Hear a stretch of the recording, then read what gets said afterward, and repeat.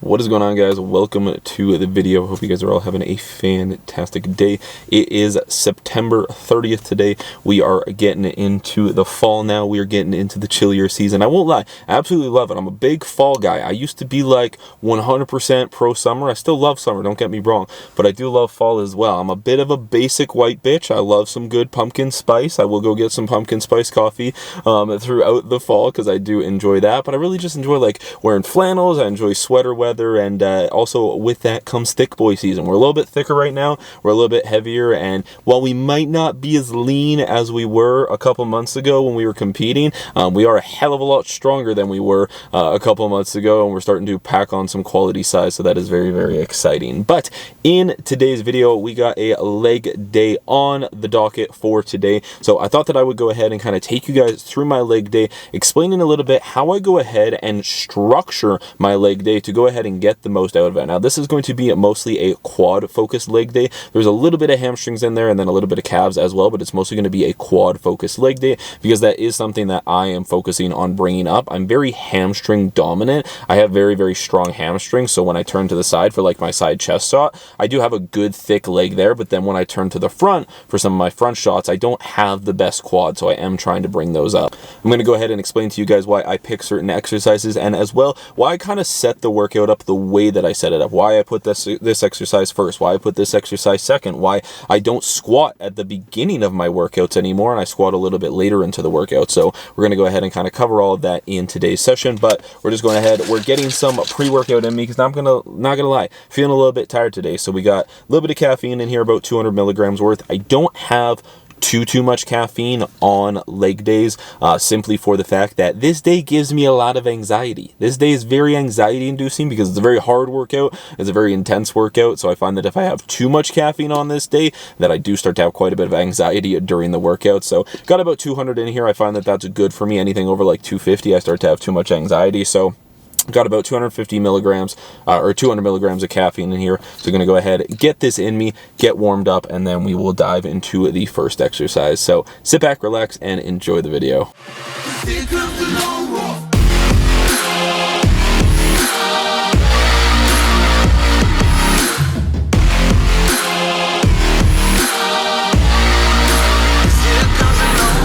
Okay guys, first exercise is going to be a seated hip adduction.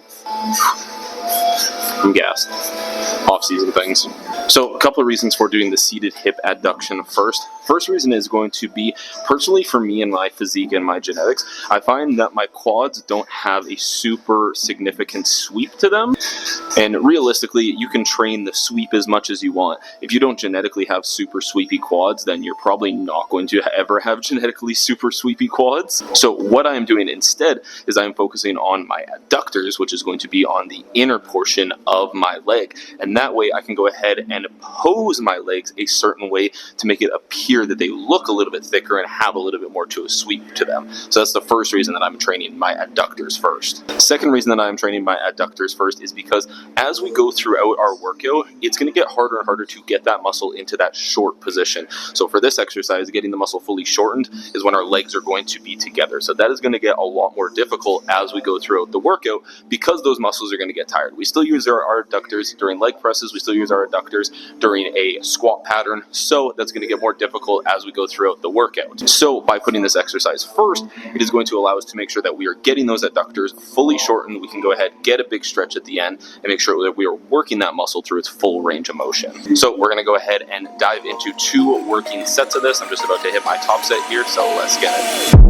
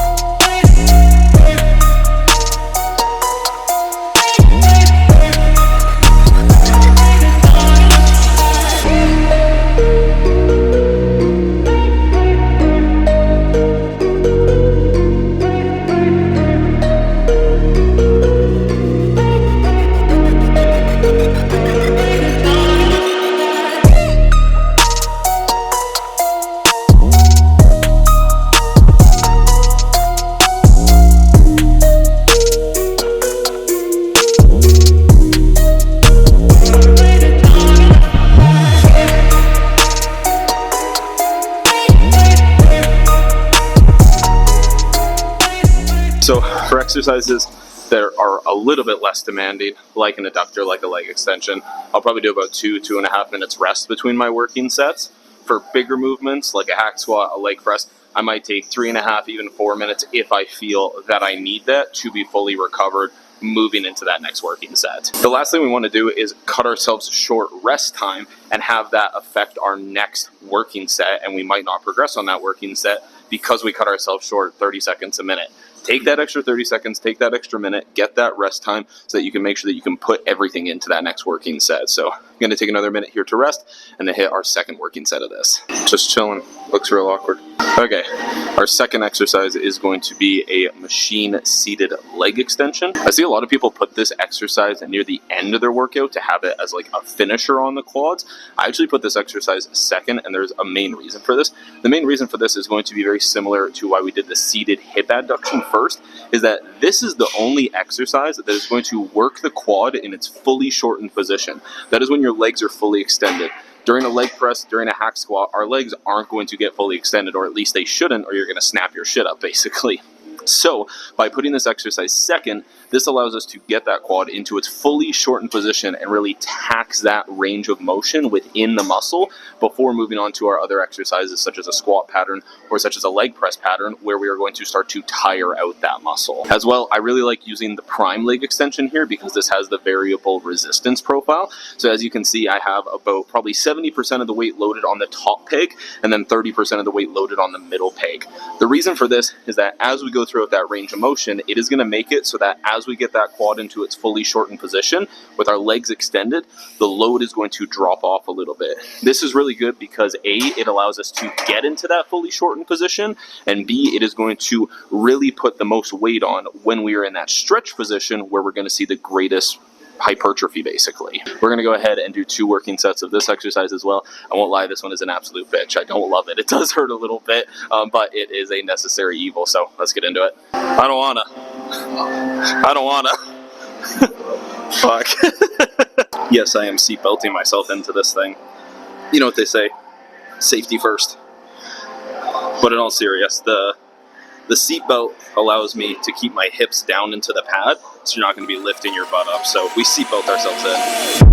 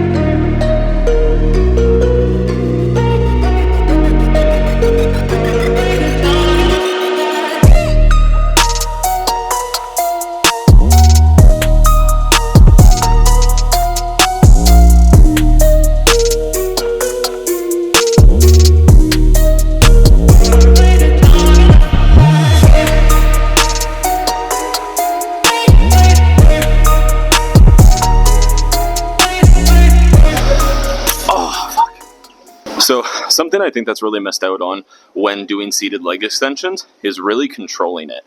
It really sucks because it's a huge burn. It's a huge burn when you got your legs extended in that short position, and it's a huge burn when you hold it in that lengthened position.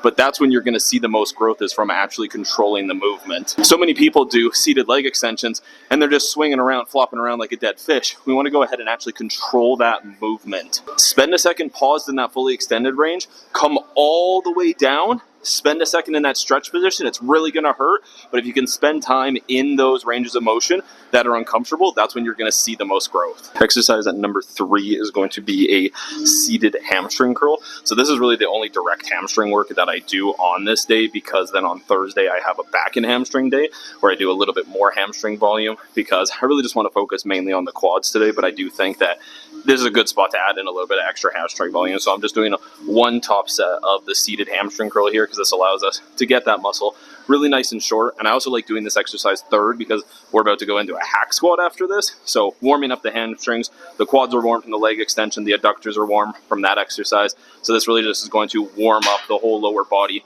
moving into that hack squat. So we're just going to do one top set here, and then that'll be it. Moving on to the hack squat after this. So just get it. Somebody pay me. I need money. Maybe when I'm like 260 pounds jacked, someone will sponsor me. When I'm the next fucking C-bum, I'll be B-bum. At least by the time I get there, he'll be retired.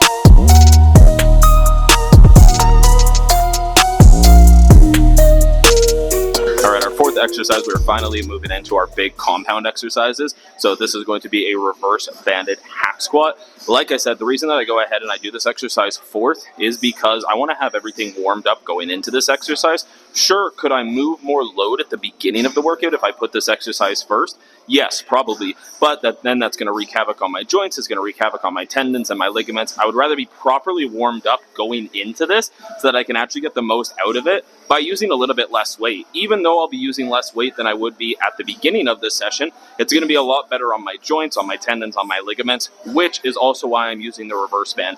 If you are healthy, if you have healthy knees unlike me, then definitely just go ahead and use the hack squat as is. It's going to load that quad in that lengthened position nicely, which is what we really want. But I have been dealing with some knee tendonitis for like the past year, which is really annoying. So I do have a reverse band on here. And what that's going to do is as I sink deeper into the hole, getting into that stretch position, it's going to take a little bit of the load off of my knees, which unfortunately we do want to go ahead and really load that lengthened position. But for me, it allows me to still go ahead and get a good stimulus on the quads while being cautious of my knees. So that's the reason for the reverse band. Otherwise, like I said, if you have healthy knees, then just go for it. But we got 4 plates and a 5 on here. So hopefully we're going to shoot for somewhere around kind of the 7 to 8 rep range. Good control. Good pause at the bottom, getting nice and deep, ass to grass. We want to go ahead and get that quad into that lengthened position. So we're going to go ahead and do 2 working sets of this. It's going to be tough, but let's get it.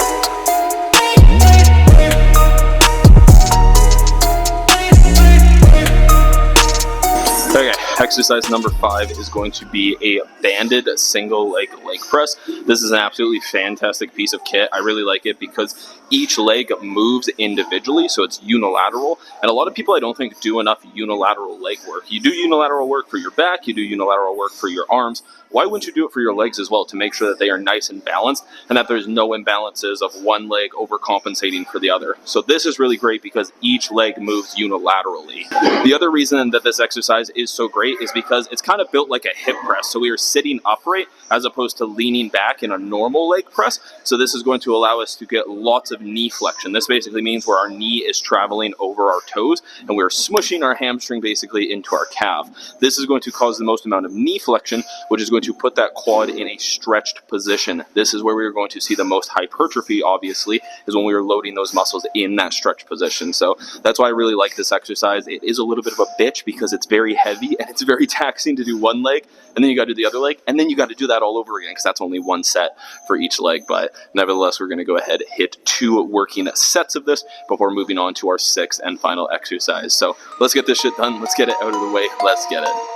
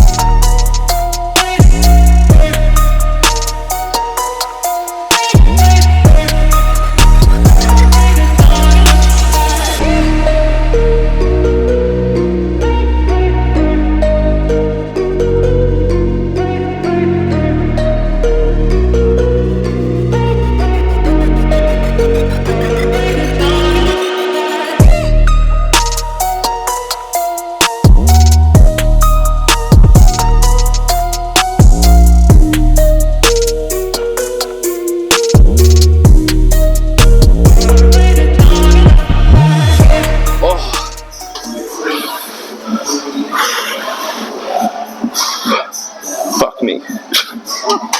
Oh, shit. The microphone's kind of fun. I won't lie.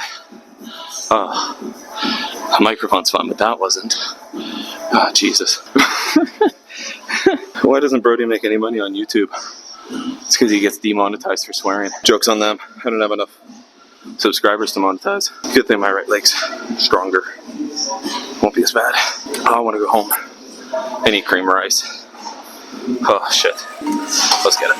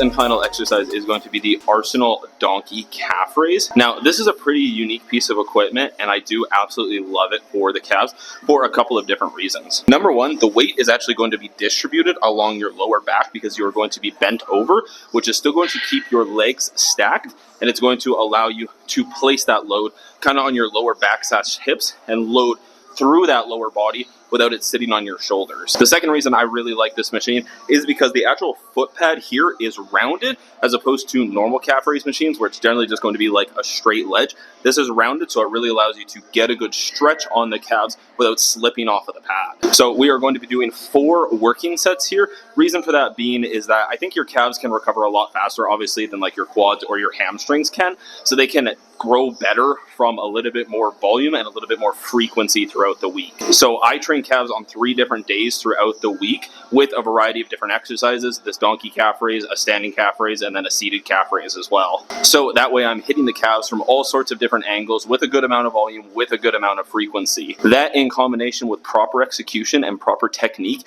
and your calves will grow. They have no other choice. You know, you could argue all you want, oh, I have shitty calf genetics. I have shitty calf genetics too. But if you train them hard like you do anything else, if you really want them to grow, you know, if you want your arms to grow, you're going to train them hard. Treat your calves the exact same way. I'm going to put some intensity into this.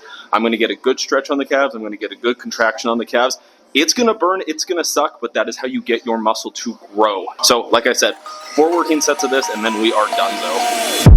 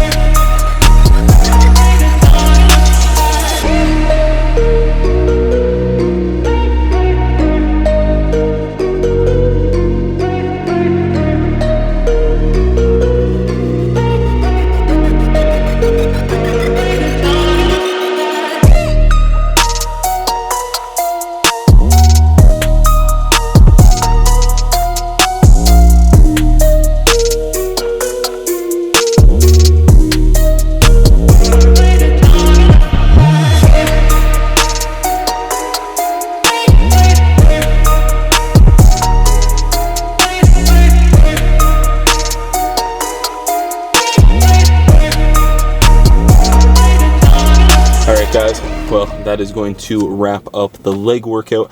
As you guys can see, no special or fancy exercises. It is just about going in there, executing the exercises properly, putting some good intensity into it, and that is how you're going to grow your legs.